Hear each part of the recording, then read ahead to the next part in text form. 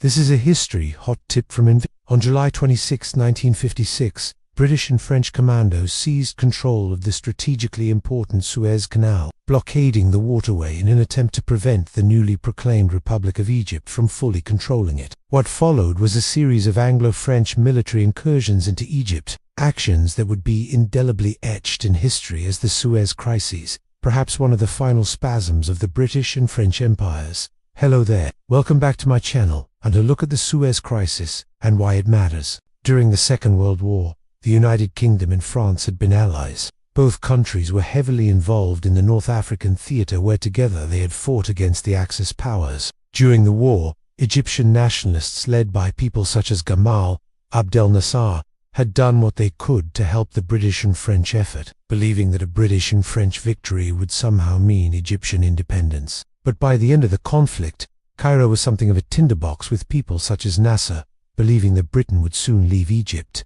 This did not happen, and in fact, it was Britain who used Egypt as a strategic base for their campaign to take back Palestine and establish the State of Israel. In 1954, Nasser came to power in Egypt following a series of riots and unrest. He quickly became popular in the Arab world due to his opposition to Zionism and support for the Palestinians. In July 1955, Nasser nationalized the Suez Canal, which resulted in Britain and France seizing Port Said, Ismailia and Suez on July 29, 1956, launching a joint attack with Israeli forces who invaded the Sinai Peninsula. At this point, Nasser decided to close the canal, blocking off access between the Red Sea and the Mediterranean. Why does any of this matter? Well, at this point, we need to ask what was the significance of the Suez Canal. Well, when it was opened in 1869, it was something of a marvel. It meant that ships traveling between Europe and Asia no longer needed to go around Africa, saving days of travel. For example,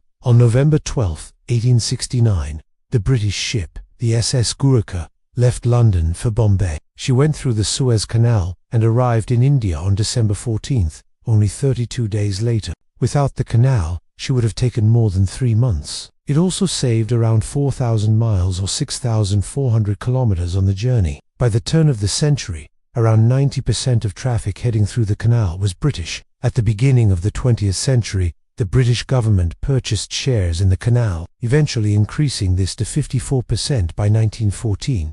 But Egypt was also vital during the two world wars, when Britain used the route to supply and reinforce her empire. Then after the second, it was clear that both Britain and France wanted to hold on to Egypt. They knew it was too good a strategic position to lose. And so in many ways, the Suez Crisis was the last gasp of the old European colonialism. The British and French invasion of Egypt started with Operation Musketeer, a commando raid by British commandos under the command of Major General Charles Noble to seize the canal. On October 29, 1956, another British paratrooper, Major General J.C. Harding, along with the 1st Battalion of the Parachute Regiment and the 1st Battalion of the Black Watch, landed near Port Said with orders to seize the canal, its eastern entrance. This was supported by naval and aerial attacks by the Royal Navy and the Royal Air Force.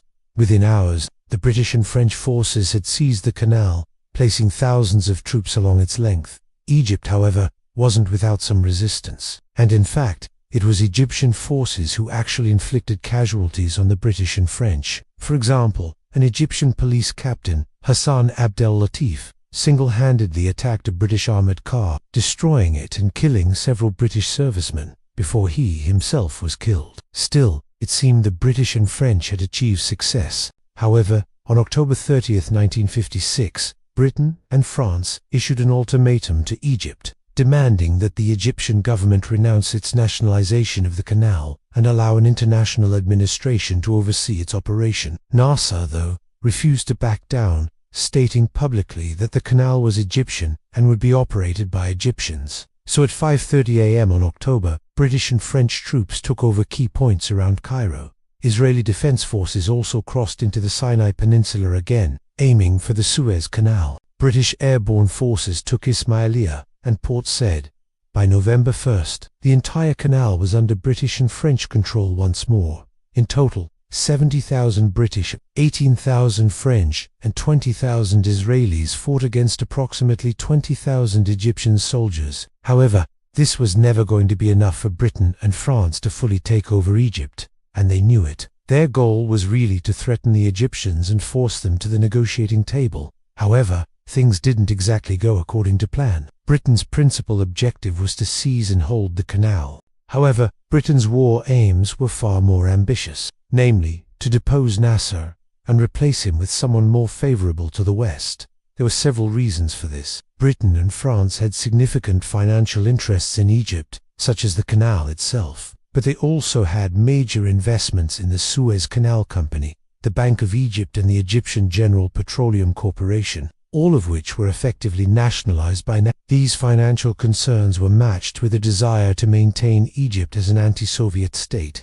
The US, after all, was still trying to contain communism in the region, so if Egypt fell to the Soviets, then it would be a serious blow. But in order to do this, Britain and France would have to put more troops on the ground, especially as the US warned the Europeans not to get involved in the crisis. In fact, US President Eisenhower believed that Nasser had made a mistake nationalizing the canal, and felt that Egypt should be allowed to manage it on its own. This was partly because the Americans were nervous about how the Soviet Union might react to the conflict, but it was also because the US had grown increasingly frustrated with Britain and France over their refusal to decolonize their various holdings. The Americans felt that these colonial possessions would serve as a sort of bulwark against the Soviets, but they were becoming less and less popular across the world. Furthermore, President Eisenhower didn't want to become entangled in another costly European war, especially as the USA was still paying off the costs of the Korean War. As well as this, many in the USA felt that the British and French empires were relics of the past and should be brought to an end. It seemed that the Americans were growing tired of propping up the old colonial powers. There was also the small matter of the Geneva Conference of 1954, which stipulated that hostilities between France and the Viet Minh in Vietnam should cease. France had hoped that the British and Americans would support them in their continued fight against the Vietnamese,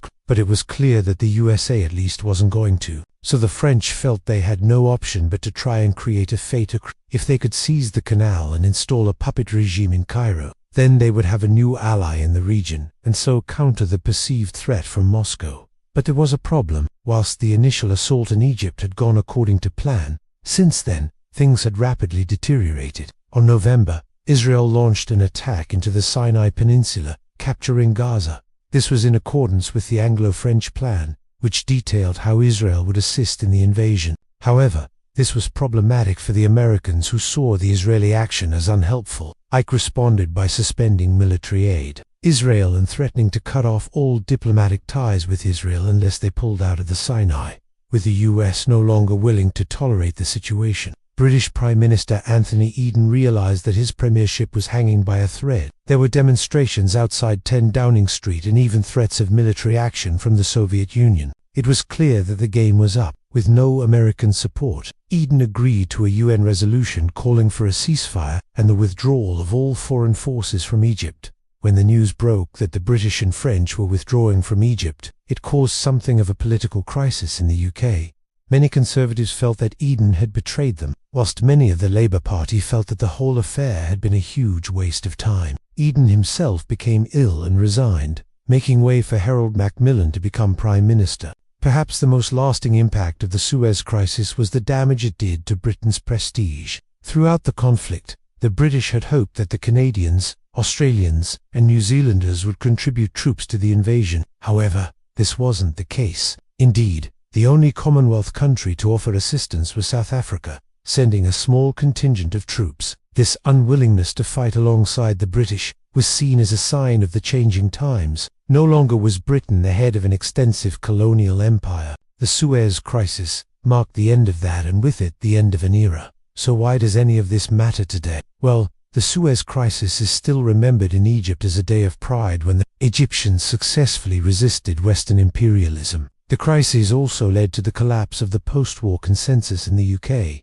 The Conservatives had won 4 elections in a row, but at the heart of the Suez Crisis, there was a feeling that the party had changed. The Conservative Party of Macmillan and Butler was very different from that of Churchill and Eden. And lastly, the crisis contributed to the decline of France as a colonial power. After all, in 1951, France had lost Indochina, and now in 1956, they had lost their empire in North Africa. And so with that, The era of European colonialism was truly over. That is it for this episode. Thank you so much for watching. Check out my new podcast available on various platforms. And thank you to my patrons for your continued support.